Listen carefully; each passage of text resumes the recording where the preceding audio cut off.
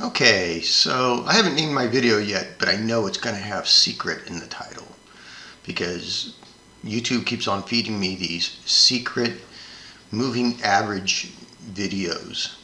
And so I thought I would make a secret moving average video. I'm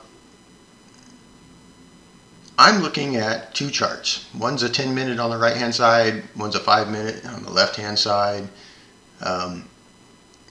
I've got a 14 is the yellow, 21 is this orange, this turquoise is 34, and the yellow is 50.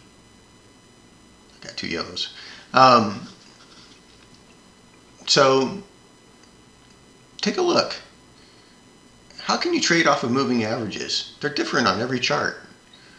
The 10-minute's hitting the orange right here. The 5-minute actually almost to the 50 over here. How can you possibly use this? Is this a good signal? So here's the secret.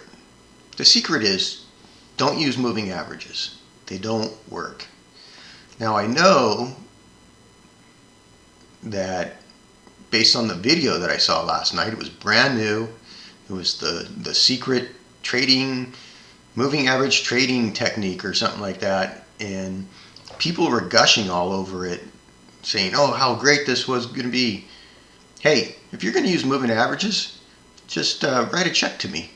That way I don't even have to take it out of you on the chart here when you guys are trading.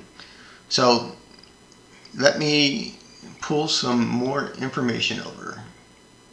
So what is the hit rate of moving average crossovers in Forex trading, and how can I mitigate false examples? So this guy goes on to say, hey, look, you have a 33 to 38% and 27 to 36 on the short side. This was some study that they did, I guess, Japan. Scott Phillips, futures trader. The win rate for a 5100 moving average crossover system is 32% from 1999 to 2016. Moving average crossovers are not an edge in and of themselves. They were used in quantitative trading because the very small numbers of wins contain outliers that make it very small edge when trading with sufficient diversification. I don't know any professional traders who would use them anymore as an entry signal. A trend filter, yes, but I'm going to say an entry signal, no way. Okay.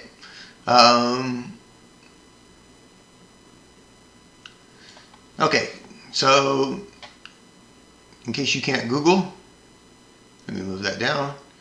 In case you can't Google, success rate of moving average. The success rate of each strategy varied between 37 and 66%. This research suggests that moving averages only yield results about half of the time, which could make them a risky proposition for effectively timing the stock market. So let me clue you in. This video is going to be pretty damn short. Moving averages don't work. You can Google the stats, but let's just try and objectively think about this for a second. 90% of the trading that happens in the market is done by algos. Algos do not care what the mean is of the closing price on some candle chart. They don't. So before you think that this is an edge, think about trying to trade like algos do. And that would be not using moving averages, okay? Algos use math, and they're looking at levels. They're looking at support and resistance levels. They know numbers that they want to trade around. They know where the volume is. The one key thing that they can tell is how much volume's been traded in certain locations. That's the data that you have. You've got very little data points, but that's the big one right there, is the volume, where everybody else is trading. So they can of course measure like speed of trades and how often people are hitting the ask and the bid and stuff like that. But moving averages, no, they're not using them. So I hope you guys like this secret.